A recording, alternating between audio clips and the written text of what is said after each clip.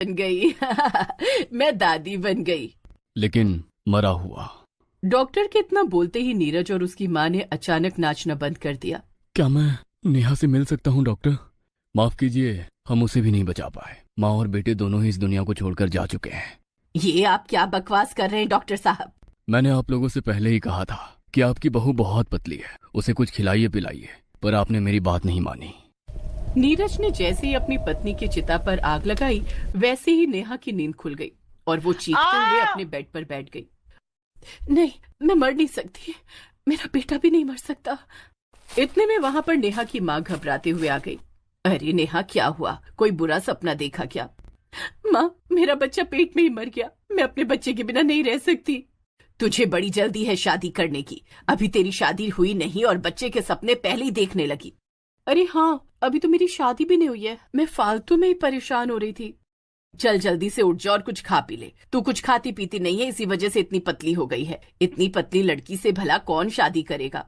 माँ, इतनी पतली लड़कियों से शादी करने के लिए लड़कों की लाइन लगी हुई है। आजकल 0 साइज का जमाना है, आप नहीं समझोगे। समझने समझाने की बात नहीं है नेहा, मैं तुझसे शादी वाली बात इसलिए कर रही हूँ क्योंकि आज शाम को तुझे लड़के वाले देखने आ रहे हैं। नेहा बहुत ज्यादा दुबली पतली लड़की थी। उसे 0 साइज फिगर बहुत पसंद था, लेकिन ना ही वो कसरत करना चाहती थी और ना ही स्विमिंग करना चाहती थी। वो बस खाने के नाम पर जरा सा खाना खाती थी जिससे वो हमेशा पतली रह सके। अरे नेहा की माँ, मेरी पंडित जी से बात हुई है, वो बस थोड़ी ही देर में लड़के वालों के साथ आते ही होंगे। नेहा से बोल देना कपड़े थोड़ा ज्यादा पहन ले, जिससे वो थोड़ी मोटी लगे। इतनी देर में वहां पर खुद नेहा आ गई। पापा, वो लोग लड़की देखने आ रहे हैं, ना कि कोई भैंस खरीदने। खैर, थोड़ी देर बाद पंडित जी लड़के वालों के साथ वहां पर आ गए। लड़के का नाम नीरज था और वो किसी कंपनी में अच्छी पोस्ट पर काम करता था। आपकी बेटी तो बहुत दुबली पतली है, कुछ खिलाते पिलाते नहीं हो आप लोग?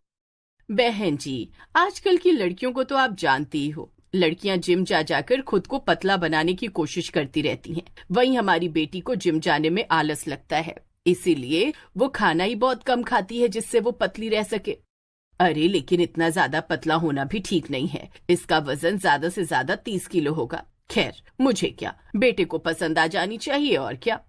भला मैं कौन होता हूँ किसी लड़की को पसंद करने वाला? किसी भी लड़की को नापसंद कर देना उसकी इंसल्ट करना होता है, और मैं किसी भी स्त्री की इंसल्ट नहीं कर सकता माँ। नीरज की इस बात ने नेहा का दिल जीत लिया। दोनों को ही एक दूसरे का साथ पसंद आने लगा और कुछ ही दिनों बाद उन दोनों का रिश्ता तय हो गया। शादी वाले दिन जब नेहा और नीरज के साथ फेरे हो रहे थे, तब अचानक बहुत तेज हवा चली, जिससे नेहा उड़कर कहीं दूर जाकर गिरी। सभी बाराती हैरान हो गए। अरे क्या करती हो नेहा, अपने साथ साथ मुझे भी उड़ा लिया यहाँ। अब जल्दी चलो, सब लोग हम पर हंस रहे हैं। नीरज नेहा को गोद में उठाकर मंडप के पास ले आया। खैर, शादी खत्म हुई और नेहा अपने ससुराल आ गई। नीरज, मुझे कहीं घुमाने ले चलो ना। अरे क्यों नहीं नेहा, चलो। अरे कहीं दूर नहीं जाना है, बस यहीं आसपास घूमेंगे, आइसक्रीम खाएंगे, गोलगप्पे खाएंगे, फिर वापस आ जाएंगे। नीरज ने नेहा को पीछे अपनी बाइक पर बिठाया, लेकिन जैसे ही बाइक थोड़ी आगे बढ़ी, वैसे ही नेहा हवा में उड़कर नीचे गिर गई। मुझे लगता है तुम्हारा वजन बिल्कुल ही नहीं है, तुम रुई के बराबर हल्की हो। तभी नीरज को एक रास्ता समझ में आया। उसने नेहा का दुपट्टा लिया, उस दुपट्टे से नीरज ने खुद को नेहा से बांध लिया। बाकी लोग देखकर हंस रहे थे, लेकिन नीरज बिना किसी के डर के दिन भर नेहा को इधर उधर घुमाता रहा। शाम को वो लोग अपने घर वापस आ गए। नीरज ने सारी बात अपनी माँ को बताई। माँ, नेहा का वजन बहुत कम है, जरा सी हवा तेज होती है उतने में ही उड़ जाती है। कुछ ना कुछ तो करना ही पड़ेगा, मैं डॉक्टर से सलाह लेता हूँ। माँ बेटे की ये बातें नेहा ने चुपके से सुन ली। अच्छा, तो ये माँ बेटे मिलकर मेरा वजन बढ़ाना चाहते हैं। अगले दिन नीरज डॉक्टर से मिला। नीरज ने सारी बात डॉक्टर को बताई। देखिए मिस्टर नीरज, अभी तक तो सब ठीक था, लेकिन तुम्हारी पत्नी बहुत कमजोर है। पतली होने में और कमजोर होने में फर्क होता है। आने वाले बच्चे के लिए ये बिल्कुल भी ठीक नहीं है, उसके खाने पीने पर ध्यान दो।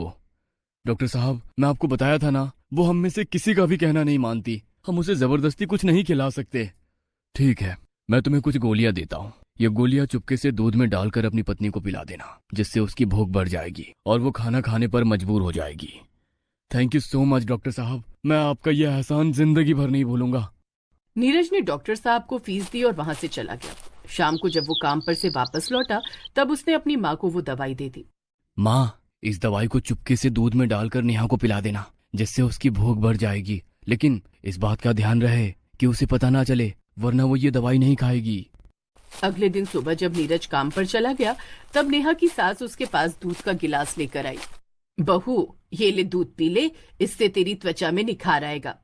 क्या बात है सासू माँ, मैंने ऐसा पहली बार देखा है कि एक सास अपनी बहू के लिए इतने प्यार से दूध लेकर आई है। मैं पुराने जमाने की सास नहीं हूँ बेटा। ठीक है सासू माँ, ये दूध यहीं रख दीजिए, मैं थोड़ी देर में पी लूंगी। उसकी सास दूध का गिलास रखकर वहां से चली गई। जरूर इसमें कोई ना कोई गड़बड़ है। नेहा ने वो दूध खिड़की के बाहर किसी बिल्ली को पिला दिया। अब हर रोज उसकी सासू माँ सुबह सुबह उसके लिए दूध लेकर आती, लेकिन नेहा वो दूध कुत्ते या बिल्ली को पिला देती थी। ऐसा करते करते लगभग 6 महीने बीत गए, लेकिन उसकी सेहत पर बिल्कुल भी फर्क नहीं पड़ा। माँ, 6 महीने बीत गए, लेकिन नेहा की सेहत पर कोई भी प्रभाव नहीं पड़ा। यही तो मेरी भी समझ में नहीं आ रहा बेटा। नीरज ने उसी वक्त डॉक्टर को फोन करके सारी बात बताई। मिस्टर नीरज, मेरी दवाई में कोई कमी नहीं है। मुझे लगता है तुम्हारी पत्नी दूध पीती ही नहीं होगी। आजकल की लड़कियां बड़ी चालाक होती हैं।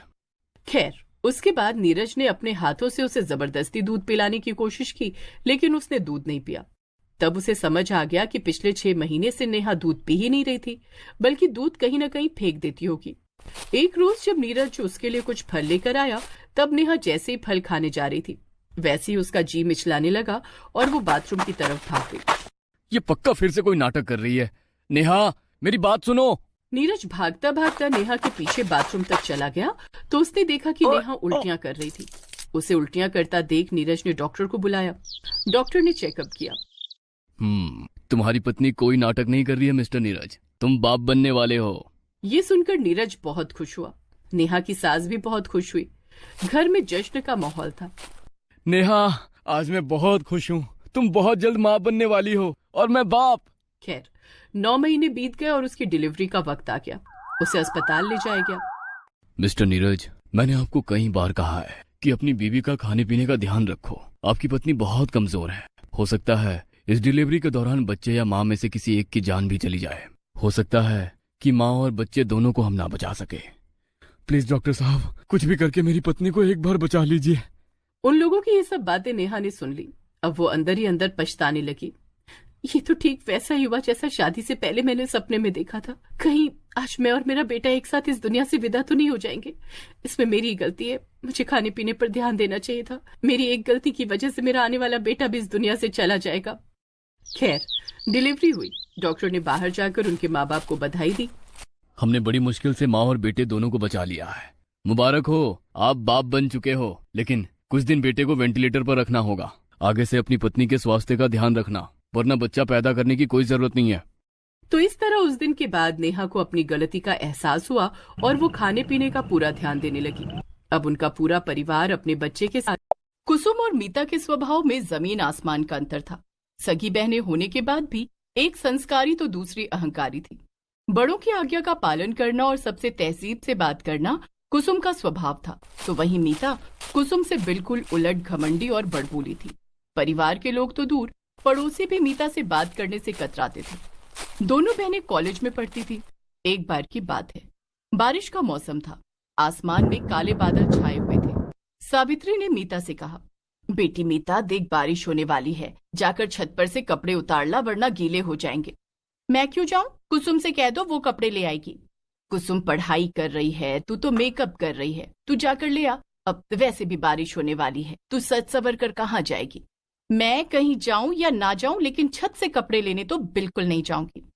मीता सावित्री से बहस कर रही थी। इतने में कुसुम छत से कपड़े उठाकर ले आती है। रहने दो माँ, मैं कपड़े ले आई हूँ। तभी जोर की बारिश शुरू हो जाती है। अच्छा किया कुसुम बेटी, वरना कपड़े गीले हो जाते। कुसुम कपड़े संभाल कर रखने लगती है।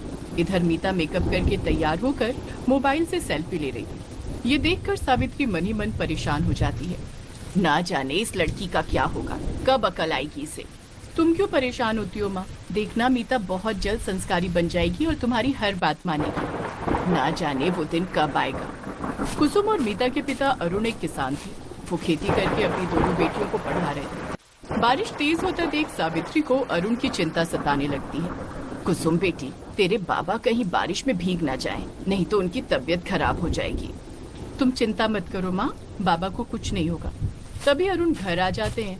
वो बारिश में बुरी तरह भीग चुके थे और